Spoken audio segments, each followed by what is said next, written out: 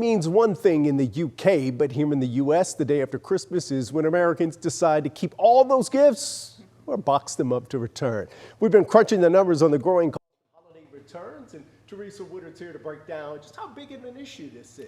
I am trusting, Chris, that you got everything you wanted, everything your heart desired, and you have no returns to make. I would never return a gift. Of course. I might re-gift it, but I wouldn't return it. Sure, I believe that. It is just so easy these days to make a purchase, and that's really turned us into prolific returners as well.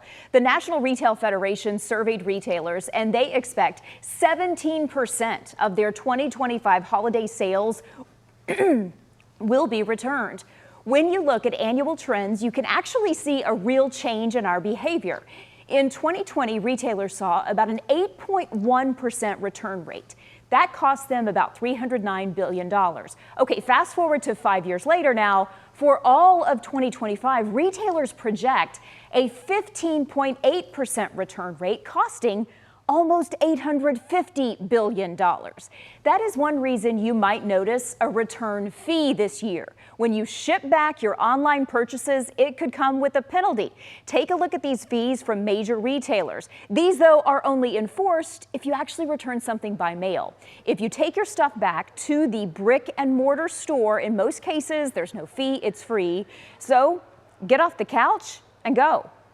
People may notice that they're seeing more return fees lately. And it's not retailers being sneaky, it's retailers trying to fix a system that got a little bit out of balance. The free returns that were offered train shoppers to overbuy.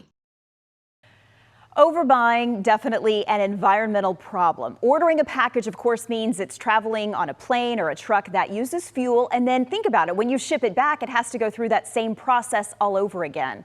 Also, a lot of us really like to think that once the company gets an item back, it will be repackaged, restocked, resold. Well, unfortunately, the Associated Press says about a third of the time, returns do not make their way to another consumer. They might actually end up in a landfill. So let's talk about what you can do, how you can help.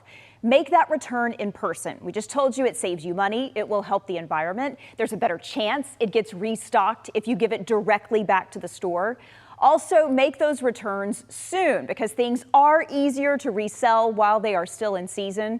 In other words, Chris, they might actually put a cozy red sweater back on the shelves, right now. Not in the next 90 days, though. Although when you think about just what our temperatures have been this week, I don't think those sweaters are going to be flying off the shelves this weekend. I think you have a better chance of selling a swimsuit or something like that. Right? You got it. I'm so guilty of this. Like not for myself, but when I buy something for my wife that I think she might like, I'll get the small and the extra small, or I'll get the small and the medium. Yeah. And I'm like, try it on, see whichever one fits, we'll return the other one. I'm so guilty of that. And I think a lot of us do it. It's just important maybe next time you start thinking about a little bit of the impact that that's having. Yeah, good idea, good advice. Thank you, Teresa.